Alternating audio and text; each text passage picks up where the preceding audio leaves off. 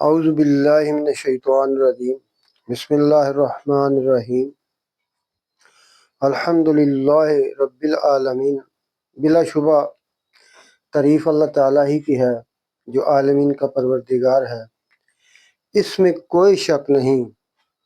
اور اگر کوئی شک کرے گا بھی تو کہاں جائے گا اس جہان کو چھوڑ کر۔ تو دوستو، اللہ تعالیٰ کی طرف سے وہی عالمین کے رب ہیں،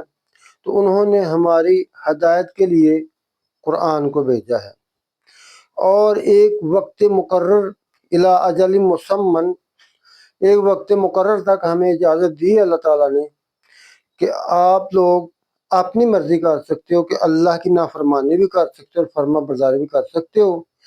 لیکن اس کے لیے ہمارے پاس کوئی جواز نہیں ہے۔ اللہ تعالیٰ نے قرآن پاک میں سب سے پہلے یہی سلسلہ جو ہے ہمارا انشاءاللہ جاری رہے گا وراثت کے متعلق، تو قرآن پاک کی شان کے بارے میں انشاءاللہ آئندہ ہر ویڈیو میں قرآن پاک کی شان کے متعلق اس کی آیتیں ہم بیان کریں گے، تاکہ ہمارے دلوں سے اٹھ جانے والی اس کی شان عظیم ہمارے دلوں میں واپس آئے اور قرآن کی طرف آئیں۔ اللہ بزرگ و برتر نے قرآن پاک سورۃ عبس کے بیچ میں فرماتے ہیں، کلا انہا تذکرۃ، ہرگز ایسا نہیں کہ اس کے علاوہ کوئی اور، بے شک یہی وہ کتاب ہے جو اللہ کے قانون کے متعلق تمہیں صحیح صحیح تذکرہ ذکر دے سکتی ہے، تمہیں علم دے سکتی ہے۔ فمن شاء ذکرہ، اللہ کی طرف سے اجازت ہے، جو اس سے نصیحت حاصل کر کے اللہ کے قریب ہونا چاہتا ہے وہ آئے، جو نہیں چاہتا وہ نہ آئے۔ اللہ کی طرف سے اس کے لیے چاہت دے دی، فمن شاء ذکرہ، جو چاہتا ہے وہ اس سے نصیحت حاصل کرے اور اللہ کا قرب حاصل کر لے۔ اور یہ کتاب کتنی بڑی ہے، فی صحف مکرمات، عزت کے سب سے بڑے مقام میں یہ کتاب ہے۔ یہ صحف مکرمات، جہاں سے جس دفتر سے یہ جاری ہے، جہاں پر اس کا ریکارڈ ہے، وہ مکرم ہے، بہت بڑا عزتوں والا دفتر ہے، وہاں سے یہ ہے۔ اور آج بھی اسی دفتر میں اس کا ریکارڈ ہے، اور دنیا میں بھی اس کا ریکارڈ ہے۔ مرفوعات مطہرات، اتنی بڑی ہے، مرفوع، رفع، بلند، اتنی اونچی کتاب ہے کہ اس کو نافذ ہونے سے کوئی روک نہیں سکتا۔ مطہرات، اتنی پاک ہے کہ جو اس کتاب کے بیچ میں لکھا گیا ہے وہ اسی طرح اور اسی طرح ہوگا جیسے اس میں فرما دیا گیا ہے، اس میں ذرا بھی جھوٹ نہیں نکلے گا۔ بے عیدی سفرات، جو فرشتے اس کو لے کر آئے تھے ہمارے نبی خاتم النبیین حضرت محمد الرسول اللہ صلی اللہ علیہ وسلم پر، جو فرشتے اس کتاب کو لے کر آئے تھے وہی فرشتے آج بھی اس دفتر میں اور انہی کے ہاتھوں میں ہے۔ کرام برارت، بڑے عزت مند اور بڑے طاقتور ہیں، ان کے سامنے کوئی نہیں بول سکتا، کسی کی جرت نہیں ہے کہ ان کو ان فرشتوں کے سامنے آنکھ بھی اٹھا کر دیکھ سکتے۔ اور آگے سن لو کہ جو لوگ اس کو چھوڑنے والے ہیں، جو کتاب قرآن کو کچھ نہیں سمجھے،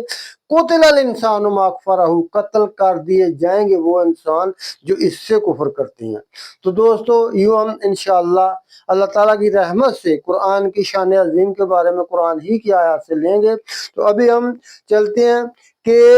قرآن پاک کے بیچ میں جو ہمارا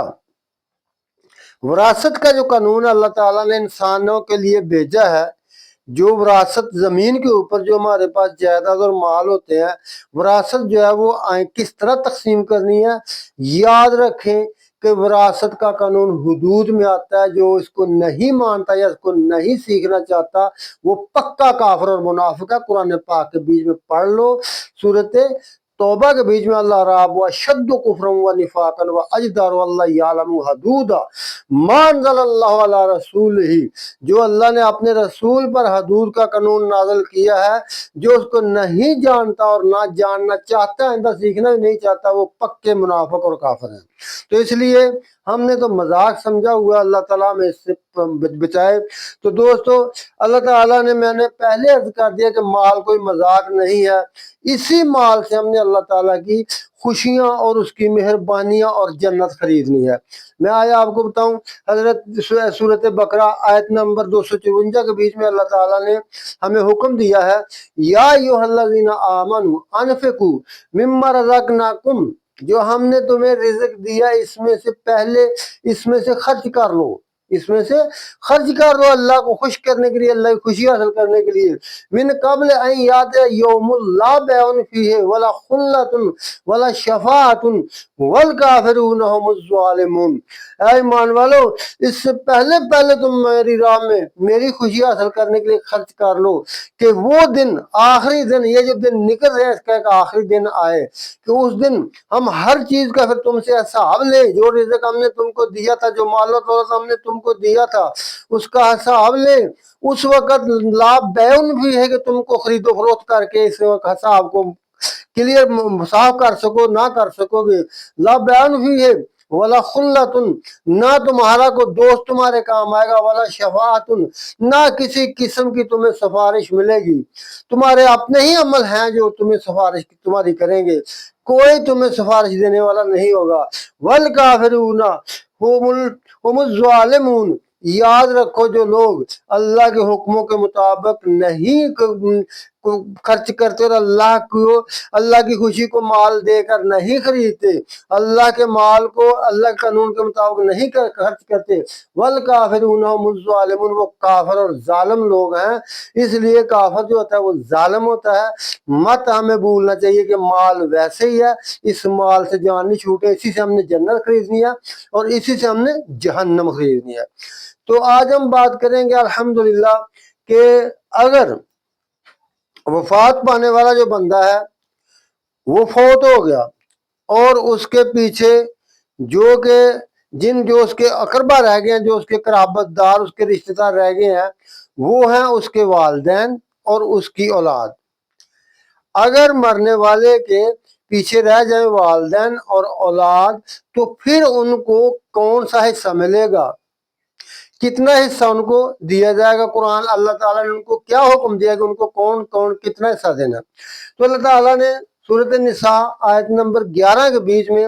اس وراثت کی اس طرح تقسیم کی ان لوگوں کے لیے کہ جو لوگ جن کے والدین اور اولاد پیچھے رہ جائے اور وہ مر جائے، تو اس کے لیے ہے کہ والے ابویہ لکل واحد منہم السدس مما ترک، جو مال اس کا مال دولت اس کا پیچھے رہ گیا مرنے والے کا، تو اگر اس کے والدینوں کا اس میں چھٹا حصہ ہوگا، اس کے والدینوں کا اس میں چھٹا حصہ ہوگا، یعنی ہم نے کرنا یہ ہے کہ جو والدین اس کے جو کل اس کا مال ہوگا اس کو 6 حصوں میں تقسیم کرنا ہے، اور چھٹا حصہ جو ہے وہ اس کی والد اور والدہ کو دیا جائے گا۔ کس طرح دیا جائے گا کہ دو اور 3، یعنی کہ تیسرا حصہ 2 حصے والد کو اور 1 حصہ ماں کو، چھٹے حصے میں سے کہ ایک عورت، جس طرح کہ اللہ تعالیٰ نے فرمایا ہے قرآن اسی کے بیچ میں سورۃ نساء کی آیت نمبر 11 کے بیچ میں کہ جیسا کہ یوصیکم اللہ فی اولادکم للذکر مثل حظ الانثیین، کہ ماں کی بنسبت باپ کو دگنا دیا جائے گا، چھٹا حصہ ماں اور باپ میں ہم تقسیم کر دیں گے۔ باقی جو 5 حصے ہیں وہ اس کے ان کان لہ ولد، اگر اس کی اولاد ہو تو پھر والدین کا چھٹا حصہ ہوگا۔ مرنے والے کی اگر اولاد ہے، اس کے بچے اگر ہیں تو والدینوں کو چھٹا حصہ دیا جائے گا۔ ولد فإن لم یکن لہ ولد، پھر اگر اس کی اولاد نہ ہو، ابھی دیکھ لیا، اگر مرنے والے کی اولاد ہے اور والدین ہیں تو والدینوں کا چھٹا حصہ ہوگا، اور 5 حصے جو ہیں وہ اسی ریشو کے حساب سے کہ لڑکی کا آدھا حصہ اور لڑکے کا پورا حصہ، یعنی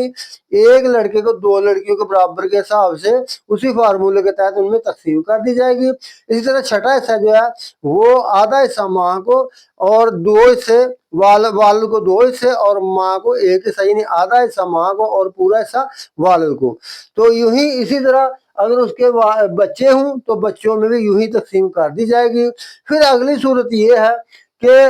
فَإِن لَمْ يَكُنْ لَهُ وَلَدٌ، پھر اگر مرنے والے کی اولاد نہیں ہے، وَوَارِثَهُ أَبَوَاهُ، اور اس کی وراثت کے پیچھے جو مالک ہیں وہ صرف والدین ہوں، تو پھر ان کی جو وراثت اس کی رہ گئی ہے پیچھے مرنے والے کی، اس کی تقسیم کیسے ہوگی؟ اس کی تقسیم یہ ہوگی کہ وہ وارث ہوا بواہ فال امہ 1600، ماں کا تیسرا حصہ ہوگا، یعنی کہ جائیداد کے کل 3 حصے کیے جائیں گے، 2 حصے اس کے باپ کو دے دیے جائیں گے اور تیسرا حصہ ماں کو دے دیا جائے گا۔ یہ میں نے چھوٹا چھوٹا کر کے اس لیے آپ کو ویڈیو چڑھا رہا ہوں کہ آپ کو یاد کرنے میں کسی قسم کی کوئی پریشانی نہ ہو، آسانی سے یاد کریں اور آسانی سے سیکھیں۔ جو بھی آپ اس کے بیچ میں مجھے میری غلطی دور کرنا چاہتے ہیں تو آپ کی بڑی مہربانی ہوگی، مجھے اس کے بارے میں انفارم کریں، اس کے بارے میں آپ مجھے مطلع کریں تاکہ ہم مل کر قرآن سیکھیں اور ایک دوسرے کے ساتھ ہم مل کر اللہ اپنے کے قرب حاصل کریں اور اللہ تعالیٰ سے دنیا اور آخرت میں اس کی رحمت حاصل کریں۔ تو یوں یہ ہو گیا کہ اگر وارث والدین ہوں تو اور مرنے والی کی اولاد ہو تو اس کا چھٹا حصہ ہوگا والدینوں کا، باقی 5 حصے جو ہیں وہ اولاد میں تقسیم کر دیے جائیں گے۔ اور اگر مرنے والے کی اولاد نہ ہو، وارث صرف والدین ہوں، تو اس وقت اس صورت کے بیچ میں 3 حصے کیے جائیں گے، تیسرا حصہ والدہ کو دیا جائے گا اور 2 حصے جو ہیں وہ اس کے باپ کو جائیں گے۔